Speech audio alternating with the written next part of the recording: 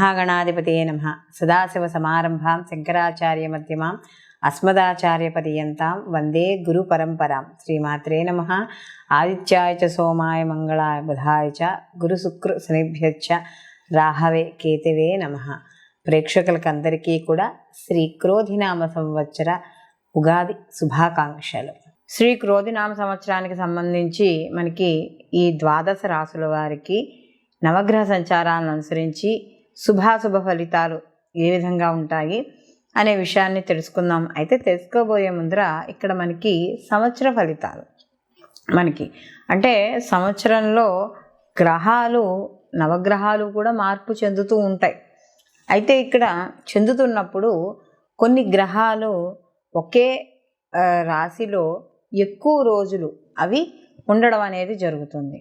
కొన్ని మనకి ఎక్కువగా మారుతుంటాయి. అంటే 27 రోజులకు మారేవి, 45 రోజులకి గ్రహ మార్పు, నెల గ్రహ మార్పు, 2.5 రోజులకి ఇలా మారేవి ఉంటే, కానీ మనకి గురువు అలాగే శని భగవానుడు రాహుకేతువులు ఈ 4 మాత్రం ఒక రాశిలోకి మార్పు చెందినప్పుడు ఆ రాశిలో ఎక్కువ కాలం ఉండడం అనేది జరుగుతుంది. కాబట్టి ప్రధాన గ్రహాలు ఏవైతే ఉన్నాయో వీటిని మనం బేస్ చేసుకుని ఈ యొక్క సంవత్సర ఫలితాలు చెప్పుకోవడం అనేది జరుగుతుంది.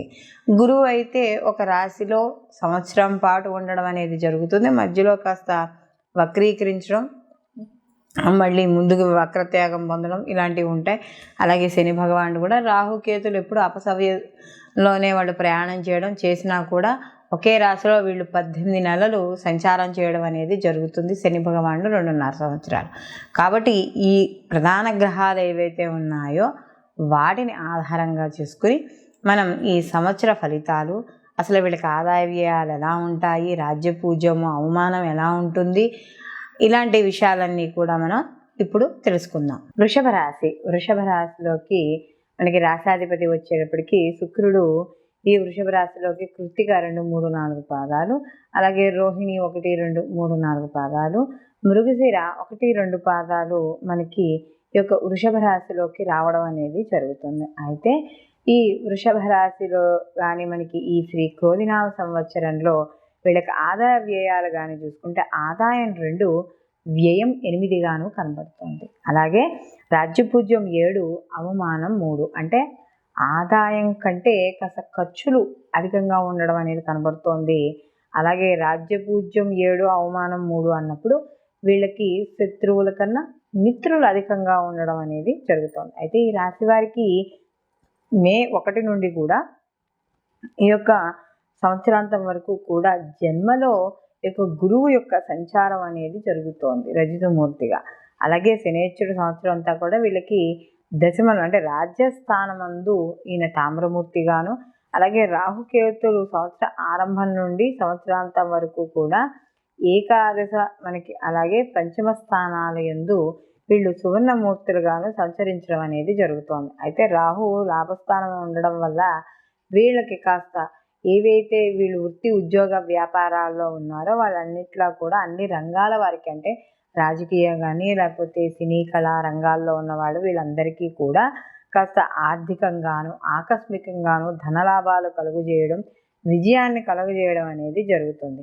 అయితే దశమంలో శని ఉన్నాడు కాబట్టి కాస్త ధైర్యాన్ని ఇస్తూ ఉంటాడు. ఎందుకంటే అక్కడ దశమ స్థానం ఈయన ముఖ్యంగా చూసుకున్నప్పుడు కర్మకారకుడు కాబట్టి ఈ కర్మకారకుడైన శని భగవానుడు దశమంలో ఉన్నాడు కాబట్టి ప్రతి పనిని కూడా చాలా ధైర్యంతో కాస్త ఏ చిన్న చిన్న ఉడుకుదుడుకులు వచ్చినా కూడా ముందుకు తీసుకెళ్ళడం అనేది జరుగుతుంది. అయితే ఈ యొక్క గురువు ఎప్పుడైతే ఈ యొక్క సంచారం వృషభ రాశిలో సంచారం చేయడం అనేది జరుగుతుందో కాస్త ఏవైనా కొత్తగా పనులు మొదలు పెట్టాలి, కొత్తగా ఏదైనా ట్రై చేయాలి అనుకున్న వాళ్ళకి మంచి అవకాశంగా ఇక్కడ మనం చెప్పుకోవచ్చు. అలాగే వ్యవసాయ రంగంలో ఉన్న వాళ్ళందరికీ కూడా చాలా అనుకూలంగా ఉండడం అనేది జరుగుతుంది. అలాగే వీళ్ళకి పంటలు వ్యవసాయం పండించే వాళ్ళకి మాత్రం కాస్త మంచి ధరలు రావడం, పంట ఎక్కువగా రావడం అలాంటివన్నీ కూడా జరుగుతూ ఉంటాయి.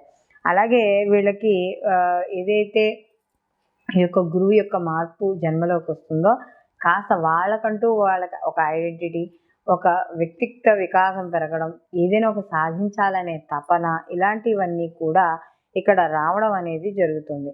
అయితే ఇక్కడ ఈ వ్యక్తిగత ఎదుగుదల అనేది వీళ్ళు కోరుకోవడం అనేది కూడా జరుగుతుంది. అలాగే దీనితో పాటుగా ఈ యొక్క గురువు యొక్క మార్పు వల్ల ధన అంటే శుభకరమైన ధనము ఇక్కడ రావడం అనేది జరుగుతుంది. అలాగే ఇక్కడ జన్మరాశి యందు కానీ గురువు సంచారం చేస్తున్నప్పుడు మనం సహజంగా చెప్పుకునేవి ఏమిటంటే స్థానచలనాలు, అంటే ఏదైనా వృత్తి ఉద్యోగపరంగా కాస్త స్థానచలన మార్పులు అవ్వడం, అలాగే స్థానభ్రంశం అవ్వడం, అంటే ఇల్లు మారడాలు, లేకపోతే కొత్త ఇల్లు కట్టుకుని ఇల్లు మారచ్చు, అంటే పాజిటివ్గా కూడా ఆలోచించుకోవచ్చు.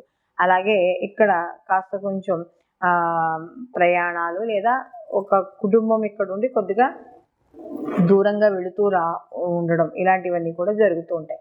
అలాగే ఎవరైనా ఇండైజేషన్, ఉదర సంబంధిత ఇబ్బందులు, ఆరోగ్య సమస్యలు, అలాగే నరాలకు సంబంధించిన ఇబ్బందులు, ఇలాంటి వాటిలో కండరాల నొప్పులు, ఇలాంటివన్నీ కూడా కాస్త వచ్చే అవకాశం అనేది ఇక్కడ కనపడడం అనేది జరుగుతోంది.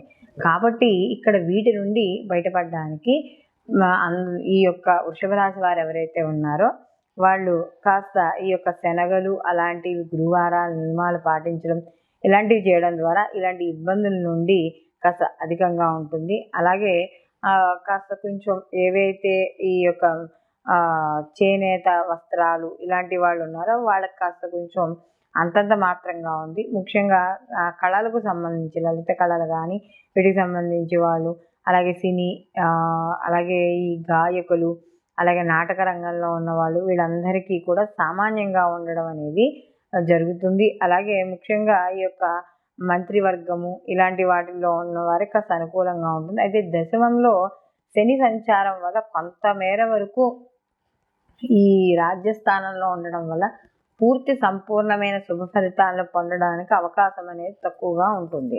అలాగే దీనివల్ల ఏముంటుంది అంటే ఎంత మంచిగా ధర్మబద్ధంగా వెళ్దామనుకున్నా కూడా అప్పుడప్పుడు కూడా కాస్త తెలిసి తెలియని తప్పులు చేయడం, అలాగే కాస్త ఇలాంటివన్నీ కూడా అంటే చెయ్యకూడని పాప కార్యాచరణ చేయడం, లేదా వృత్తిలో తెలిసి తెలియని పనుల వల్ల కాస్త నష్టపోవడం, అలాగే కాస్త కర్మ భ్రష్ట అవ్వడం, అలాగే ముఖ్యంగా పరితాపము, దుఃఖము, ఇలాంటివన్నీ కూడా జరిగే అవకాశం అనేది ఉండడం, అలాగే ఎప్పుడూ ఏదో ఒక సమస్య మీద మనసుని కష్టపడుతూ ఆలోచిస్తూ ఉండడం, బాధలు నష్టాలని అనుభవించడం, అంటే ఉద్యోగాల్లో కాస్త ఇబ్బందులు పడుతూ ఉండడం, కాస్త ఇలాంటివన్నీ కూడా ఇక్కడ ఈ దశమంలో శని సంచారం చేయడం. ఎందుకంటే దశమంలో శని అనేటప్పుడు సహజంగా మనం వృత్తి స్థానంగా చెప్తాం. కాబట్టి ఎప్పుడైతే రాజస్థానంలో ఉన్నాడో మనం బయట ఏదైతే వృత్తి ఉద్యోగాల్లో ఉన్నారో వాటికి సమాజపరంగా కాస్త కీర్తి ఏదైతే ఉందో కీర్తి భంగం అవ్వడం, ఇలాంటివన్నీ కూడా జరుగుతాయి. అయితే ఏకాదశంలో రాహు ఉన్నాడు కాబట్టి ఇక్కడ ముఖ్యంగా చూసుకున్నప్పుడు ఇక్కడ రాహు వల్ల కాస్త కొంచెం అనుకూలంగా ఉండడం, ఎందుకంటే పాపగ్రహాలు లాభస్థానంలో ఉండడం ఉత్తమం కాబట్టి కాస్త అనుకూలంగా ఉండడం అనేది జరుగుతుంది. అంటే ఇంతకు ముందు మనం చెప్పుకున్న వ్యతిరేక ఫలితాలు ఉన్నా కూడా కాస్త ఆ వ్యతిరేక ఫలితాలు కాస్త తగ్గడం, జీవితంలో ఈ సంవత్సరంలో కాస్త సంపద, శ్రేయస్సు అవన్నీ కూడా సంపాదించుకోవడానికి కష్టపడడం అనేది జరుగుతుంది. అలాగే కాస్త కష్టపడుతూనే కాస్త ఆనందాన్ని పొందడం కూడా జరుగుతూ ఉంటుంది. అయితే అప్పుడప్పుడు కూడా కాస్త ఇంట్లో వాళ్ళు, అంటే ఈ సోదర వర్గాల యొక్క ఆరోగ్య విషయాల్లో వాటిలో కాస్త చింతన అనేది కాస్త కలగడం అనేది జరుగుతుంది.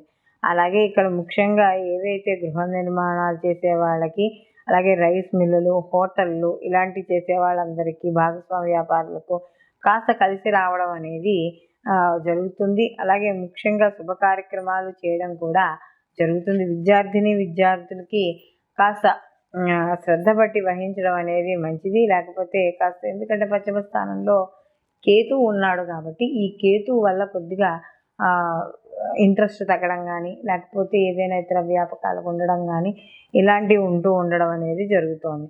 అలాగే ప్రతి పనిని కూడా చాలా పట్టుదలతో అనుకున్న దాన్ని ప్రయత్నించడానికి చాలా కష్టపడతారు. ఆ కష్టపడిన దానికి తగ్గ ఫలితాన్ని కూడా మీరు పొందడం అనేది జరుగుతుంది. మొత్తం మీద వృషభ రాశి వారికి కాస్త ప్రతికూల అనుకూల పరిస్థితులు మిశ్రమంగా కనపడడం అనేది ఇక్కడ జరుగుతోంది. కాబట్టి ఇలాంటి విషయాల్లో జాగ్రత్తగా ఉంటే మిగిలిన అన్ని విషయాలు కూడా వీళ్ళకి అనుకూలంగా ఉండడం అనేది జరుగుతోంది. అయితే వీళ్ళు ప్రతిరోజు కూడా ఈ రాశివారు ముఖ్యంగా చెప్పుకున్నప్పుడు ఎక్కువగా ఈ